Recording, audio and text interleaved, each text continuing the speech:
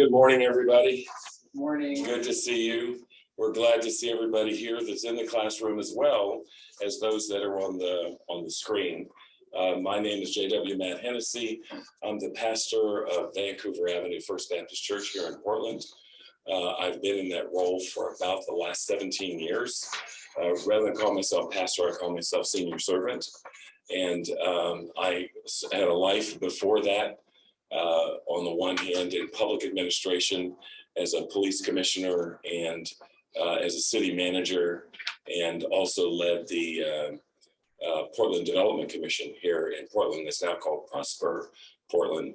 And then also on the business side of my life, I was blessed to be an international leader at Nike for about 8.5 years, and then led a company that I took global for 7.5 years in Lake Oswego.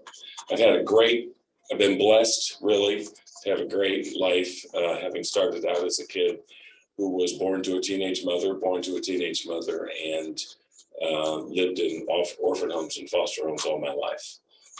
That I just count all of my experiences as a blessing, and I'm grateful to be with you today. This is not my first time at Multnomah, and we've had a pretty interesting conversation and relationship with one another over several years. I want to welcome those that are also on coming in that are on Zoom. I'm going to introduce the people in the classroom and then ask you that are online to do the same, okay? So we'll start right over here with Ruben, right? Very good.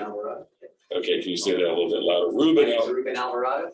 Very good. And the church? I'm at Theophilus Church and also here at home. Very good. And Phil? Yeah, Phil Berlin. I'm kind of between churches right now. And so I work for Portland Rescue Mission as a community life chaplain. Wonderful. Very good. Brad Harper, professor here. We're so grateful to have you. Yeah. Me? In the way back. My name is Martin French. I'm an illustrator and chair of the illustration department at Pacific Northwest College of Art. Wonderful. Do you illustrate meetings like this one? No, you don't do that. No, when I ask that, it's kind of a serious question because in some of the work that I do as a facilitator, we have a person who's actually doing some art, really creating that for us. Yeah. At the end of the meeting. It's really fascinating. If you've ever done that before, you know, it's kind of really neat stuff. It really is. Welcome. Thank you. I'm Greg Birch, teacher at Multnomah and part of the Grace Chapel community in Wilsonville. Wonderful. Great to have you too. My name is Emily Helt. I graduated from the Master's of Arts in Global Development and Justice program here 2 years ago, which is crazy. And I actually also attend Theophilus, so we should. And you had to come all the way here to connect to each other, right? There you go. So it goes sometimes. Very good. Yes. And then on the screen, if you all will unmute yourselves, and we'll start with Bob.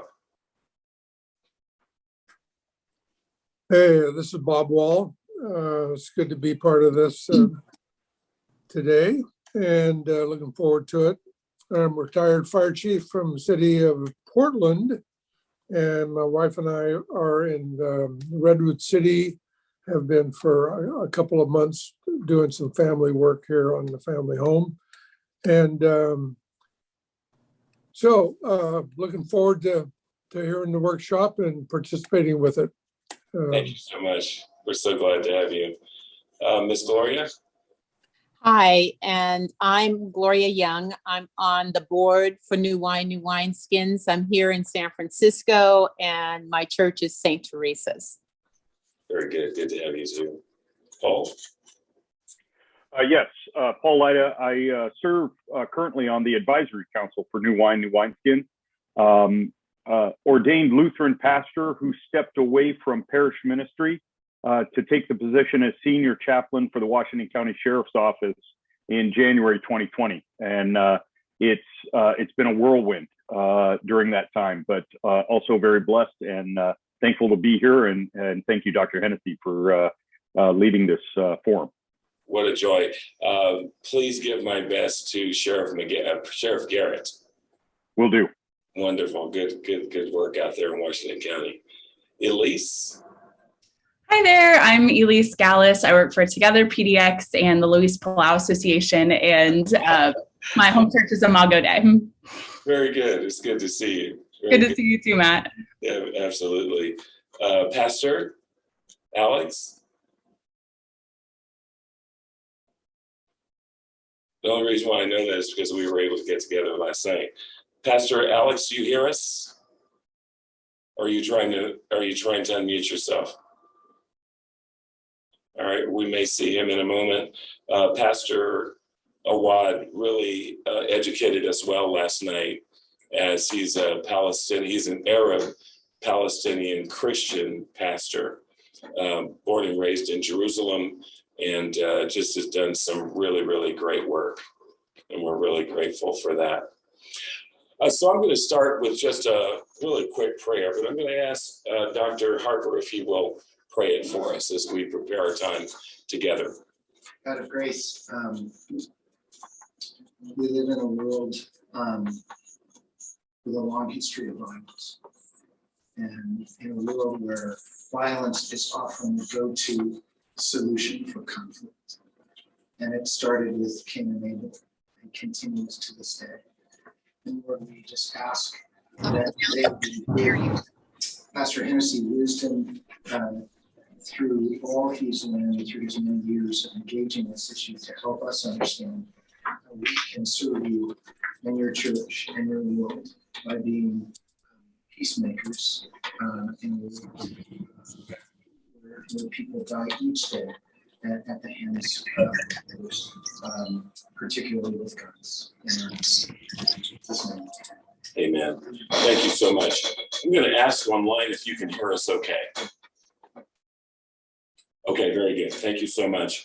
Listen, as we start this today, I laughed at Paul. One other person who was asked to be a speaker today mentioned that they didn't really title their presentation. Paul actually did it. Paul actually did that with mine as well.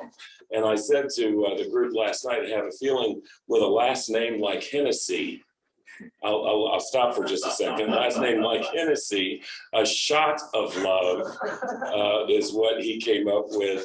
And it is the case that I do spend a good deal of my time advocating for peace amid growing gun violence. I'm also a devotee of the work of Dr. Martin Luther King Jr. Have been blessed that our church was the only church in all of Oregon that he ever spoke. He was at our church in November of 1961, and the pulpit that I use every Sunday is the one that he stood at in November of 1961 as well. I also had the blessing of being the godchild of Coretta Scott King. So for 20 years of my life, I had the opportunity to be in her home that she and Dr. King purchased right after the Montgomery bus boycott, and also her in my home here in Portland as well, as she gave me firsthand understanding of a lot of the things going on with the civil rights movement, and certainly some of the challenges that Dr. King faced as he was trying to do the work in all of the places around the country as it related to how do we tear down the walls of segregation and separation with an understanding it's not just about signs, it's also about hearts. And in that, given that, I felt a certain responsibility to really, in my own life, say, what is my job? What is my calling? What is it that I am to do, with a real understanding that it was to carry on. When I last talked to Mrs. King just before she passed away in 2006, it was on the first day of seminary for me in January of 2006 when she passed away that evening. But I had said to her literally 10 days before, whatever happens, I want you to know that I'm going to do my part to continue the work of Dr. King, as many of us will, around the nation and literally around the world. The fact of the matter is, what's beautiful about that, it's not just people that looks like me. It's like people of all walks of life and of all cultures as well. I'm sorry to say that we have the problem that we have with gun violence, and I'll tell you why, for me, that's really difficult. When you look back historically from a cultural perspective, slavery ended. You tell me if you heard a shot from Black people to white people because slavery was over and they were now free. Anybody know that story? There isn't one. How many white people did Black people lynch as Black people had been lynched? As we look at it all the way through, not just Reconstruction, but also through the period that we now know as Jim Crow, right? The fact is, there is nothing in history that tells us that anything like that happened. When you think of apartheid in South Africa, when Nelson Mandela was elected president, again, what stories are there of Black people shooting white people or enslaving white people or lynching white people? There are no stories like that at all. And the reality is, I say that because generally speaking, we are really a peaceful people, because I can't imagine coming out of slavery, can't imagine coming out of Reconstruction, can't imagine coming out of Jim Crow or apartheid and not wanting to have a way of somehow having retribution for what you had already dealt with. But what we must remember is that by and large, the Black culture is a culture that really focused its focus on a reality and a relationship with Jesus Christ. When we think about that, one of the things that we remember is that Jesus said in the book of John, I think it's 13, 33, 34, 35, I give you a new commandment. And that commandment is that you love one another. And in that reality, it's not a suggestion. He says it's a commandment. But he also says, as I have loved you, which means that with all of the warts and everything else, that I still love you anyway, and I expect you to love each other in that way as well.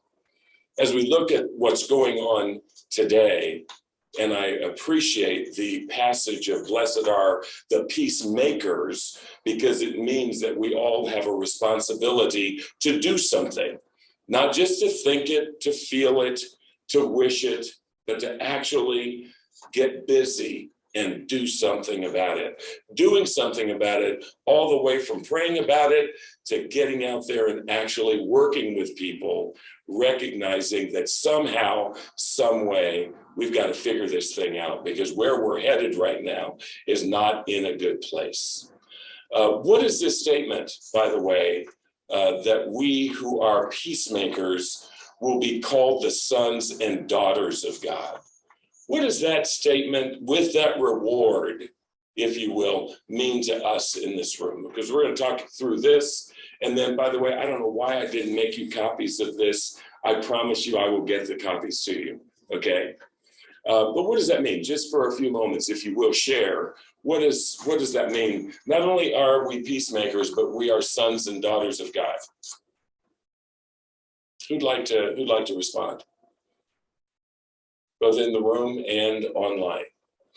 You know, so when I read that, I think about to be a son or a daughter of God in Scripture is to in some way reflect what He's like, which to me says that God's fundamental reality is to be a peacemaker. Yeah. When people think about God, they think about the story of the God of love, and we think about wrath and anger and God doing these things, but at the core of who God is peacemaking, not division, not destruction, not anger. Yes. And so we only reflect Him when we're doing that. Yeah, no, I appreciate it. It's wonderful. Anybody else want to add to that? Yes. I always think of the fact that a child that's well loved there's a sense of lightness and peace and ease and whimsy that comes with that. And Jesus calls us into this deep communion or intimacy with Abba I connect all of that, being a child at play, at ease, Wonderful. that leads to peace, just inner Yeah. peace. No, that's wonderful. Any other thoughts on that? Emily? Because I see the thought, I see the cloud above your head. I think I'm just taking in everyone else's comments, so. All right. Very good. All right. In times like these, why is it important for us to really be a peacemaker? Why is that important in times like we're living right now? Professor? Man, just like, yeah. If it's not us, who is it, right? Yes. It's not the church who is building peace in our communities. It's not that other folks can't do it. It's not that folks from different religious backgrounds can't do it. I think God has placed with them a desire for peace, like all of us. But this is what we were made for. Yeah. So yeah, that's just my only response to that. Like, if it's not us, who is it? That's right. No, that's good. I mean, I mentioned last night that I was really moved by the words, and help me with those that are online if they're trying to say something or something, I can't see it. With Thomas Aquinas, who said that theology is the queen of the sciences. And I think about that from a standpoint of just the church, that the church in this time and in this moment has a great opportunity to be the voice that this world is really seeking. And that, quite frankly, when we think about the generation who is coming after us, many times we can get them when it comes to issues of social justice and the message of Christ before sometimes we can get them inside our church. I'm just going to stop there. Do you consider yourself a peacemaker? Anybody in here consider themselves a peacemaker? And that's okay. You can define it any way you wish, whether it's about being out and about and doing stuff and all that kind of stuff, praying about it and being that person, creating it as you surmised for us today, person to person and stuff like that. Peacemaking, remember, is not just the person that gets the Nobel laureate or the Nobel Peace Prize, but it is the person who's really trying literally, and I'll talk about this in just a few minutes, intentionally about saying that I really want to see us be at peace with one another. Having said that, would any of you consider yourself peacemakers? Okay, or aspire to, right? Aspire to be a peacemaker. How about those online? Yes, I would consider myself a peacemaker, Bob Wall. I think it's part and parcel of following Jesus, but it's more than that. It's seeing what's not working and identifying kind of the issues right in front of us that are not right. Actually, I was born and raised in a town in Oregon that a person of color could not spend the night, and it was called a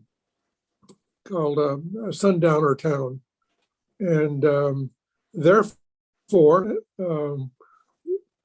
there was nobody in town that was other than white, and something was wrong about that, and that followed me the rest of my life. That's wrong. Yeah, no, I appreciate that, Bob. That's wonderful. Anybody else? I think for me, oh, sorry. Go ahead, Paul. No, go ahead, Elise. Oh, thank you. I was just going to say that I really appreciated what Ruben said on the panel this morning about the fact that we all have lived experiences and therefore can be peacemakers, because I think before that, I would say I considered myself an aspiring peacemaker, but I felt like I had too much to learn to truly add anything, in the peacemaking space.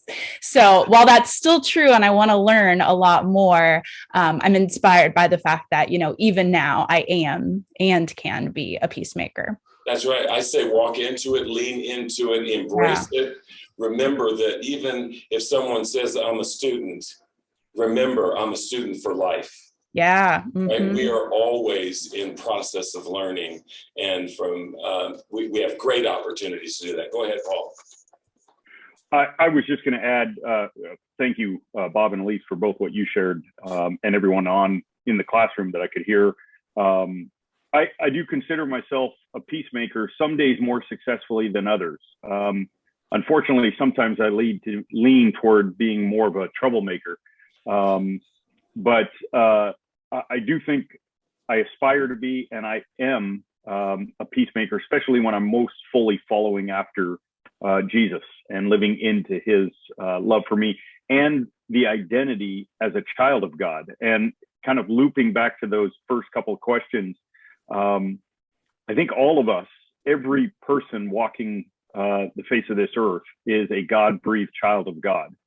And I think the point of that first statement, maybe, I'm just thinking about this for the first time, is when we live into that identity as a child of God most fully, people see us being peacemakers and they call us sons and daughters of God. So not only do we have that identity inside of us, but it's actually seen by others and they call us the sons and daughters of God when we live most fully into that identity as children of God, as peacemakers. No, I think that's absolutely wonderful. And as we think about this, I would like to also just offer that in every way that we have ever wanted to be anything in life, that peacemaking is one of them, that we ought to embrace that and say, what am I going to do to make sure that I'm actually doing that? I was listening, I can't recall which, I remember the person, I don't remember their name, on the panel. He was on the far left for us in the room today, I think it was him. He said responsibility. And I remember that in many times in my work, I have found the need to stop for a minute, right, before we respond, whether it's because of, a skirmish between two people. Right now, I'm dealing with peacemaking from a standpoint, and I'll say it just in this room, I think I can do that, between the NAACP and the Jewish Federation. Had a long-standing relationship with one another. Things broke down, and they got broken down really, really badly. And my job over the last 6 months has been how to bring these folks back together, okay, from a historic standpoint. A group of us are working on what you may have seen recently in the Citizen Review Committee, where things broke down between two of the co-chairs and a person who's running for office and who's also on the committee. And they asked three of us, one from the Muslim community, Asian community, and myself, to work with them to try to figure out how to bring them together.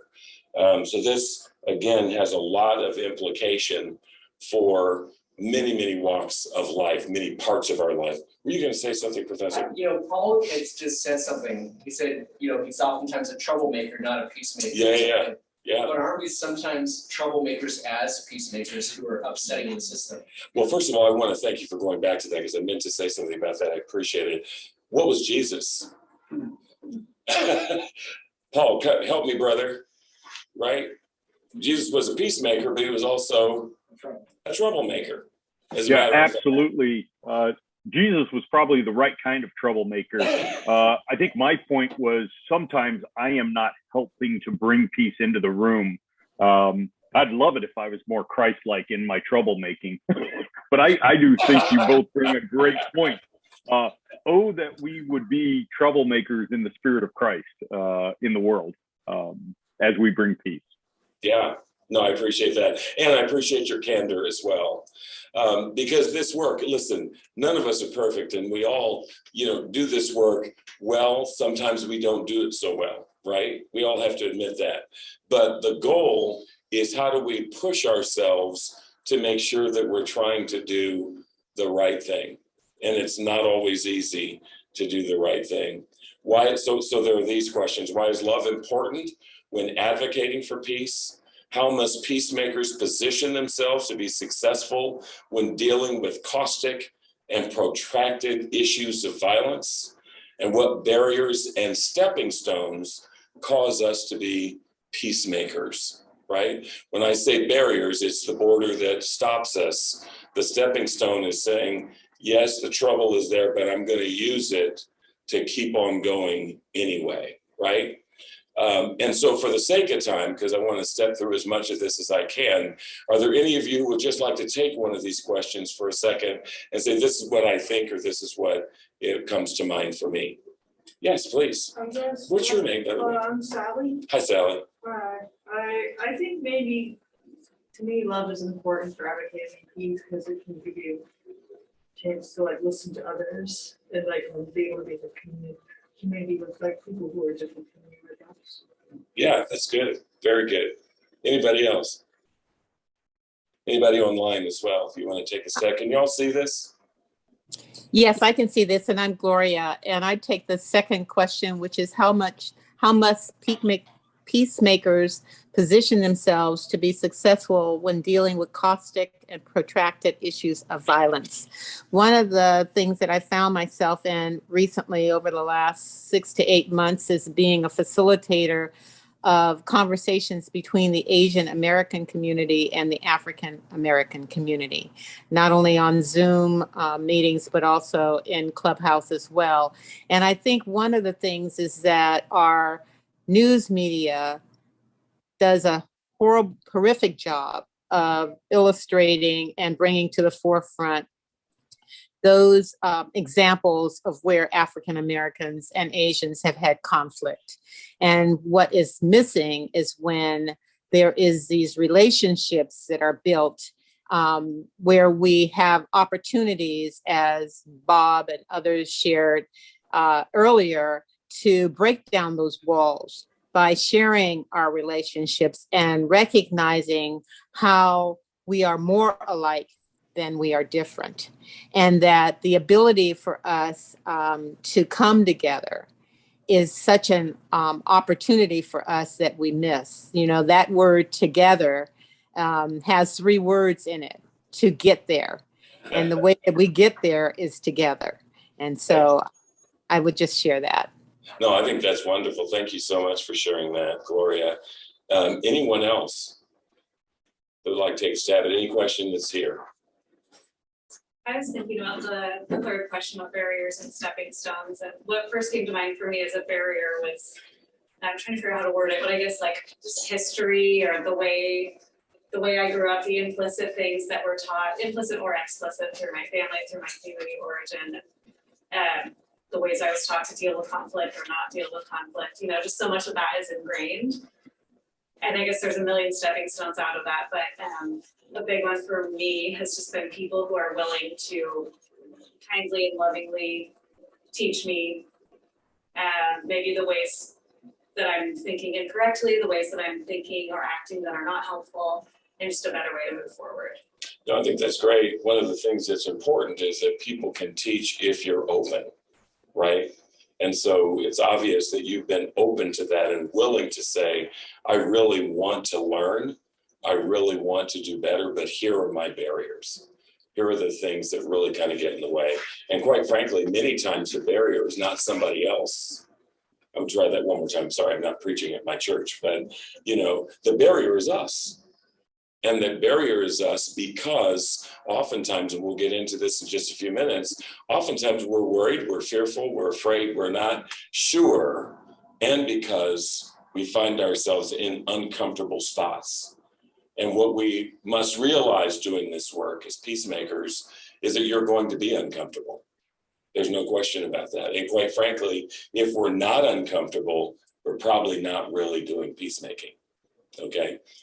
Because many of us will avoid, not y'all, I'm sorry, everybody else will avoid getting to dealing with the conflict and not necessarily really getting to the place of how do I, or how do we come to peace with one another. Anything else before I move on to the next? Some of your eyes are like, oh, wow. We talk about peacemaking, we talk about advocating. I won't say anything more about my personal story because I've talked a little bit about that already. But I really want you to know that protracted gun violence really troubles, I believe, all of us, right? Not only is it difficult because on the one hand, we deal with the issue of how the community responds when It is a white police officer, generally a male, that kills a black male or a black female. When that happens, what happens in community? What happens in community? Protest, sure, that's right. What else? Come on, yeah, you're safe. Broken relationships. Great, you got it. Broken relationships, See that. right? People are angry, Grief, trauma. grief and trauma. What else, Phil? Exhaustion. Exhaustion, exactly. Anybody else? Anybody online? Right, I'm talking about when a police officer kills a person who's black or brown in particular. It creates a groundswell of emotion in community. Last year, Portland, I can't speak for every city, but many large cities around this nation had a lot more murder on the street than they've ever had before. In Portland, a city that is 6% black, 53% of the people who died on the street were black people. 53%. Now I'm going to ask you the same question. What was the emotion in community when black people were killing black people? What's the emotion? Depends on who the person is. I mean, white people tend to look at it and go, well, there you go. See, it's just black on black crime. It's not our fault. There you You go. know, I mean, these people, boy, we're gonna have to find a way to control them, you know, because they're just gonna kill each other and us. I'm so grateful for your candor because that is, I'm sure, a pervasive view for folks who are white. What troubles me, and is one of the hardest things for me, is that in my own community, there is not the same groundswell. There's not been one protest in downtown Portland, Pioneer Square, whether it's down on the waterfront or anything else, when it comes to black people killing black people. I don't have a handle on what's going on in other cities, but I believe I can make the statement that honestly, I don't think there has been one in any city. But if it's a police officer, it makes a difference. If it's a black person killing another black person, it's not the same. The anger and rage is not the same. And yet, I know one of the things that a group of us were trying to do during the Black Lives Matter movement here in Portland was to try to stop people from saying defund the police and say invest in the disparities that are absolutely apparent in the black and brown communities, in education, in jobs, in economic opportunity, and stuff like that. Let's do this differently rather than talk about how we defund the police. We were not successful. Our voices were drowned out.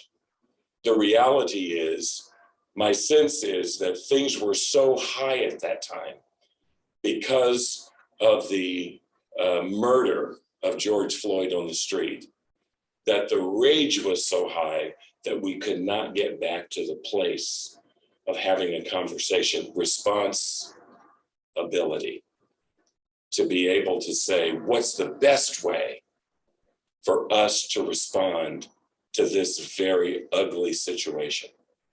And when it comes to our communities responding, when it's Black community and Black community, and by the way, a lack of solving the case, because people will not speak. People will see, but they will not speak about what they saw generally. Then we live with this issue of another life taken. As Dr. Harper mentioned, if you're white, you may indeed see it in a way of, there they are. When I was in Michigan, one of the judges said, well, you know, this is really sort of the final solution. You all will just kill each other off, right? That was an honest statement that was made. I'm not saying that everybody feels that way, but the fact of the matter is it can look that way. And the reality is that we in the church, and when I say we in the church, I'm not just talking about Black people. I'm not talking just about brown people. I'm talking about white people and Asian people. I'm talking about Native people. All of us need to remember we are the church. We are seeing this happen on our streets. And the question for us as peacemakers is to ask ourselves, what in the world can I do? One of the things that I would say, having worked over the last 2 years as I finished my work with my doctor of ministry with George Fox, is to say that, white pastors came and said, we want to do things, but we don't know what to do. We live in a world that we never talk about racial issues from our pulpit. We never have conversations about certain things. And quite frankly, we've got people in our churches who have said to us they will either leave the church or quit giving if we start saying things like this. And I said, the reality is that we need to remember that we're all God's children. I don't care what color we are. We're all God's children. And it's important that we find ways to do things to say, let's do our part to really figure out ways that we can be engaged to be peacemakers. So on the one hand, I said to them, first of all, you can add it to your liturgy. And by the way, if you can't add it to your liturgy from a corporate perspective of praying for it or speaking it out into your environment, then add it to your leadership or add it where it's safe. Add it to your family prayers. Add it to your personal prayers. Yes, you can do something. And why do I say prayers first? Because I'm just one of those big believers. I don't care how many bombs we see, Scud missiles, anything else. Nothing is greater and stronger than the power of prayer. Listen, if I was in my church, I'd say, do I have a witness? Right? I mean, that's a I mean, do y'all follow me? You feel me here, right? The power of prayer is one of the greatest powers that we have. And the ability, what we know is that God can do anything. As a matter of fact, every time I see situations, whether it's like the one in Ukraine, or oftentimes what we're dealing with as peacemakers, it's a David and Goliath story over and over and over again. But always remember, David wins, right? We may be the small person, but David wins. This issue of gun violence is bigger than every one of us. But what can we do? I promise you, at some point, I just know I'm looking for the 5 smooth stones. Let me stop, because I'm evidently getting ready for tomorrow morning for Palm Sunday, right? Community engagement. How do we have, in fact, I talk about prayer walks. So, my feeling is there's a park in Portland called Dawson Park. It's literally less than a block from our church. Our church is right there by Emmanuel Hospital, right by the Red Cross, right by Immaculate Heart Church. We've been there. We're going to celebrate 71 years tomorrow being in that building. We're 78 years old. But in Dawson Park and by the way, Holiday Park, if you know Portland and you know the Lloyd Center, we, after a murder of a young man by the name of Shiloh Hampton in 2011, we started walking in that park when we found from the police, here are the worst times for crime to be in this park. We start walking during the time that it was the worst crime. And in 2 years, crime fell by 53% because we showed up. What were we doing when we showed up? We were talking to the people around us, and we were praying as we were walking through the park. As we look at Dawson Park, we're getting ready to do a big thing there, and we're going to do the same thing. Sorry about that. Excuse me. I see one up on the wall. Never mind.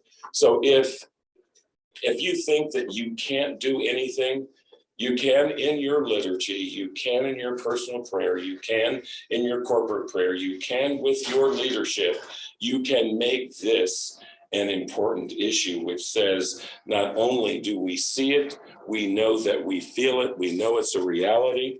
And I'm going to ask everybody to include this without getting you in trouble, because my job as a peacemaker is not to get you in trouble in your own church. Amen. I did it. Sorry, that may happen a few times. Police and community engagement. Listen, I have to tell you that as a Black pastor, when I talked about the idea of engaging with police, there were a number of people who were very, very upset with me because they felt that they were the problem. And part of my reason for believing it's important to do this is because I don't know how you can be a peacekeeper, a peacemaker, and decide somehow that we're going to solve a problem, but we're not going to talk to the people that we consider part of the problem. And I got ostracized for it. People didn't like it. They made all kind of statements and call you a police apologist. That was the kindest thing. But having been a city manager, you get used to people calling you names. So it really didn't bother me any. And by the way, guess what? They called Jesus names, didn't they? And he didn't do anything wrong. But remember, police community engagement is important. And by the way, for 6 years now, we've had the Interfaith Peace and Action Collaborative, which is a broad tent of faith of people who go to church, those who don't, those who believe in God, those who don't, those who are Muslim, who are Buddhist, who are Jewish, who are Seventh-day Adventists, who are Mormon or the Latter-day Saints, all of that. We get around the table with police and talk through the issues of our community and recognize the importance of the fact that it takes all of us. Every other Friday for the last 6 years, we've been doing that. Yesterday was one of our times. And even during the pandemic, we have stuck to Zoom. Yesterday, there were 50 plus people that were in the Zoom meeting, and that's generally what happens. We've created table conversations in the evening where 125 people will come on Zoom as we're listening and figuring out how every individual, every group can do something. Finally, I'm gonna stop in just a second so that people online and you can speak to it. The other is an initiative. There's an initiative petition right now that would not get a hearing in the Oregon legislature because I'm a believer that the issue is not just the fact that there is a person with a gun shooting somebody else. There are too many guns on the street. And one of the big things that needs to happen is that we need to get guns off the street. And we need to help people understand that there is a better way to solve conflict than assume that the way to do it is to reach for a gun. IP 17 increases background checks and makes it clear that before one is issued a gun, that there is strength in what the background check actually is. IP 18 is to reduce the size of a magazine on the street, in a gun on the street. Weapons of mass destruction do not belong on the streets of any city. The fact of the matter is people are using anywhere from 9mm to AK-15s and all of that stuff to do the things they're doing on the streets of cities around the nation. But our belief, number one, the gun manufacturers don't like this stuff. Y'all with me on this? Right? That's why it didn't get a hearing in the legislature. Twice we tried to do that. It did not work. And so this time it's really up to the citizens. And we're trying to get 144,000 signatures between now and July 28th to make sure that this is on the ballot in November. All right, let me stop for a minute and see, because I've only got a few more minutes left. For here in the room, comments, questions, and then we'll go on. Dr. Hennessee. Oh, sure, go right ahead. Yeah, Bob Wall. Yeah. I mentioned I was in a background in the fire service, 37 years in the fire service, and 7 of those years in Portland. I think that one of the keys is, as you said, is dialogue and engagement at a community level. And I think police community engagement is critical. I would add there's almost an unused asset, and that is the fire service. We got fire stations throughout all the neighborhoods, whatever city you're looking at. And And that is by and large a safe place for community to come and to engage. And so I think there is room for an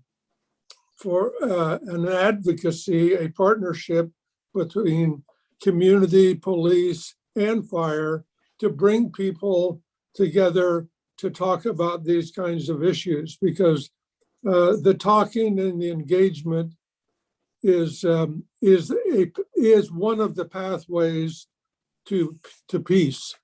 And I would just say I would be happy to say more about that, but I believe it's almost an unused resource, and it kind of begs for a partnership. No, Chief, you're absolutely right. As a matter of fact, I have been working with one of your successors, Mike Myers, in this effort. As you know, Mike is in his new role with the city Yes. of Portland at this point. And I will talk to Chief Boone about That's the right. idea of us being able to do that. I think it's a wonderful idea. I Yeah. really appreciate that. And tell her that I'd be willing to, put my voice to it. That's wonderful. I appreciate that. Anybody else online? This is Gloria Young, and Yeah. I share with you, Matt, I have worked in government for over 34 years and managed the legislative branch of government in San Francisco, working directly for the legislative elected officials and managing that branch of government. And one of the things that I wanted to share, especially as it relates to major cities, and I'm particularly talking about San Francisco, one of the things when you think about violence is that violence happens in the segregated communities. We see it with Black on Black crime, Latino on Latina crime, Asian on Asian crime. And I've sat through so many meetings with the legislative body and the public safety personnel talking about why is Black shooting Black and why is Asian shooting Asians and what can we do about it. The reality is those communities are dealing with disparity, apathy, disengagement, pain, and trauma. And violence happens in close proximity. If a husband is upset because of something that happened at work and he comes home, who's the victim of that? If a Black person is upset with not being able to get a job, not being able to have the resources they need in their community, they're not going to get on a bus with an AK-47 and head down the city hall. They're going to take it out in their vicinity. And I think that is one of the things we need to think about, is breaking down those walls. I agree with Bob in using the fire services. I also had shared, even in the poorest neighborhoods, there's a library, and having meetings in those areas where people go because they have no other place to go is where we should be spending our effort and our time. And I also think when you talk about community policing, it needs to be shifted in terms of how we look at community policing. Because if you have 4 or 5 police officers walking down the street, holding onto their guns, there's nobody in that neighborhood that is going to think about that as community engagement. They're going to think about that as I better be in a position to protect myself. And so those are some of the reasons and rationale that I think about that we need to take into consideration when we see these stories that said, oh, another Black person killed another Black person, and why. Yeah, no, I really appreciate that, Sister Gloria. This is a very, very difficult issue. And what you've raised, and if I can just add on to it, it certainly stems itself, which oftentimes, so just a quick story, I was in Arizona because I served on I was board of trustees at Westmont College. Dr. Harper, were you the one that went to Biola? Somebody went to Biola, yeah. So you remember the rivalry between Westmont and Biola. But one of the members of the board said to me, he says, listen, I'm a 70-year-old white man. I have never had a black friend. And I would like to invite you to come down. He was a part owner of, and I can say this only because he's not still part owner of the Diamondbacks, but I want you to come down and I want you to spend some time and help me. And he came in my room one day and he said, I want you to know that I don't like it when black people and other people try to give me the impression that I'm responsible for what has happened to the black community. I'm not responsible at all. And that's just how I feel. And I looked at him and I said, David, when I'm finished, you might want to kick me out of your house. I said, because I want to be very clear. I show up as a black man every day. And when I show up as a black person, I also know that many of my white brothers and sisters have either had bad experiences with people who look like me, have read about bad experiences, had family members who've had bad experiences. And I take the responsibility to say, I want to give them a new narrative. I feel that I have a responsibility to show up and help people understand that that may have been what you have understood.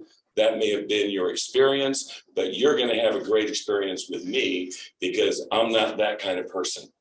I said, and if I were to say, by the way, I'm not responsible, I'm not whatever, I think I'm not doing my part for humanity. And I believe that as Christian brothers and sisters, we must all be willing to say that, yes, I may not have done it, but my ancestors did. Let's not act like this isn't reality because it's true.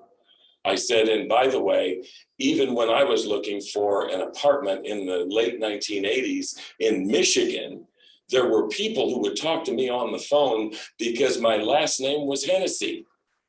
They didn't realize it wasn't spelled with a Y. So they were looking for a redhead, freckle-faced white guy to show up. And when I showed up, they didn't want to have anything to do with me. Reality to my face. And I will never forget the person who said, by the way, Mr. Hennessee, you didn't sound white on the phone. And all I can tell you is nothing but God. I said, ma'am, that must have been because I was using a white phone. That was my response. It wasn't a response of defensiveness or anything else, right? And I think that we as human beings often must remember that part of what you heard today in the session downstairs and what Sister Gloria mentioned and others have as well, is that there's really more, we have more in common with each other than we don't. I asked Dr. Button, who's a member of our church, he's an orthopedic surgeon, happens to be a white guy, married to a Jewish woman. But I said, Doc, I want you to do me a favor, because I have him do health talks every month, at least once a month. I said, help us understand why there are so many disparities when it comes to health-related issues between blacks and whites. He did it in a 4-part series, but the first part of the series was genetics. And what he found out, what he taught us, is that when it comes to genetics, there's no difference in us at all, not much. But it's all of the other stuff, access to healthcare. Families, people who grew up with mom and dad at home, who grew up with extended family as well, who grew up with hope, who grew up with people who encouraged them and poured into their life positively, and all of that kind of stuff. When that happens, you see where the divide occurs. And what's important for all of us is to learn to understand that. Oftentimes I've been in conversation where somebody says, well, why don't they just do this? Or why don't they just do that? That's easy if you've not walked in their shoes, if you have not had that person's experience. Part of what you saw, for those who don't know it, and weren't around when it happened with Rodney King in 1992, but still very important today, it was about no hope. When we see some of the things that are going on the street right now, it's also about no hope, no belief that this can be resolved any other way but that I do it this way. I'm not happy about that, but that's a reality. But that's what also keeps me going every day. So we call for ceasefires. We've called for literally those who are doing this. In fact, I asked for it. I've called for about 4 ceasefires in Portland. Some successful, some not. Recently, I've asked for those who are doing the shooting, meet us in Pioneer Square. Meet us where you want us to meet you. I want to have that meeting. I want to hear. It's not about us talking. It's about us hearing what it is that they have to say. And for us figuring out how we can make recommendations to make life better.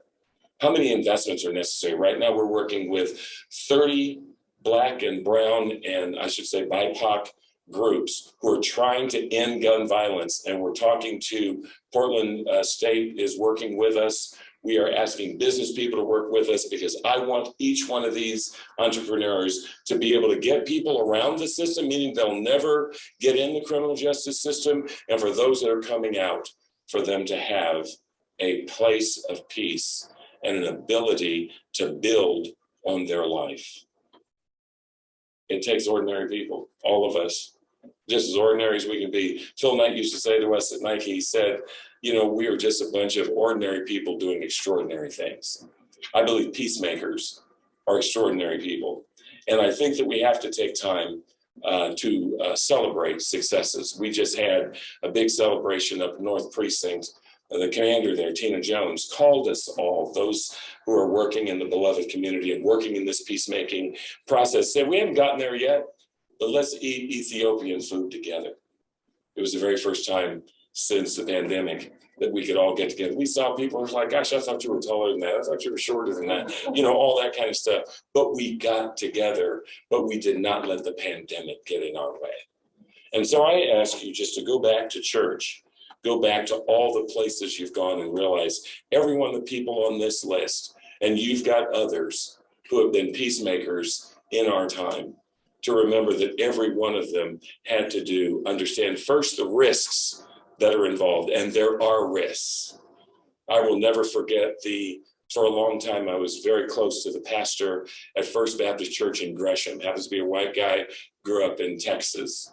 And his wife, I pulled him right into our Interfaith Peace and Action Collaborative. He got moved to California after 6 years, but his wife used to say to him, what in the world has Matt Hennessee got you doing now, right?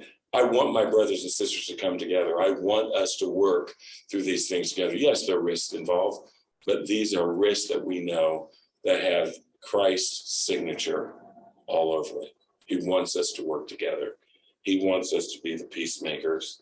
We don't have time to do the rest of it. Although quickly, if you have somebody that is your model in your head about they are the peacemaker, who would they be? Quickly, rapid fire. And Martin Luther King, yeah. Dr. Brad? Yeah, Jimmy Carter. Jimmy Carter, absolutely. Oscar Romero. Oscar Romero, absolutely, yeah. Drawing a blank. Yeah, that's okay. Oh, drawing a blank. I hadn't heard that person. Yeah, that's okay. Yeah. What about right here in the front? I'm trying to remember. Sally. Yeah. You don't have a peacemaker, okay, in mind. What about you, Ruben? Oscar Romero as well. Yeah. No, that's beautiful. You got it. Brother Bob? Nelson Mandela. Nelson Mandela, sure. Pastor Alex? Give me just 3 minutes and we'll be done, okay? He can't hear me. Paul? Yeah, MLK, Martin Luther King. Gotcha. Elise? Miss Gloria? I was going to say my mother, but MLK. That's good. Yeah, that's good. Your mother is fine. That's a great answer.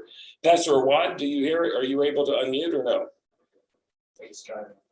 Okay, very good. So I say all these things to say, who are the people that we keep in mind when we think about what's happening? I will never forget a friend of mine who, when we were dealing with some issues at Nike when I first got there, and I was really, really disappointed with the reaction to the changes that I felt that we needed to make people feel safe at our workplace. We were 2,000 employees then. I was there until we were 10,000. But at 2,000, we still had a number of employees, particularly LGBTQ, who did not feel safe on our campus. We had Black people and brown people and women who did not feel safe. And the first time that I went up against the board and the management group with our team to talk about here are the barriers we need to break. The fact of the matter is they said no. And I went home that night, and I will never forget my wife saying, after she listened to me bellyache, she said almost just sort of to herself, wonder if Rosa Parks had decided to go ahead and give up her seat.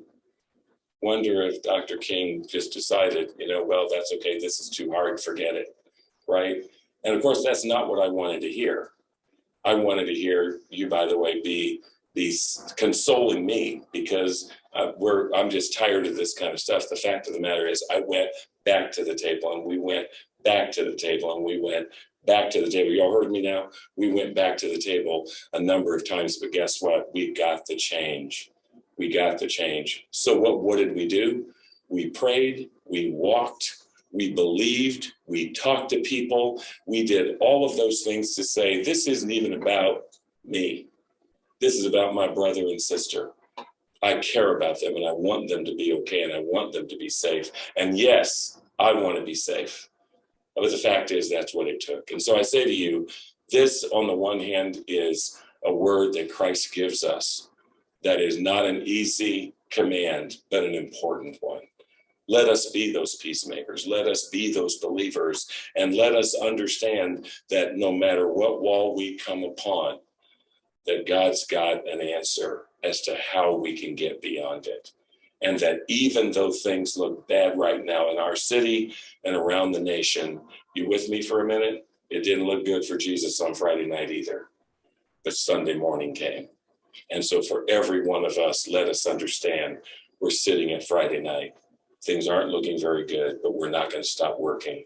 We believe that we can make a difference. And I want to thank you for choosing to be here today. And I hope that in our conversation here, that you have gotten something out of this to take back to your home. Yeah, Bob? Brother Bob?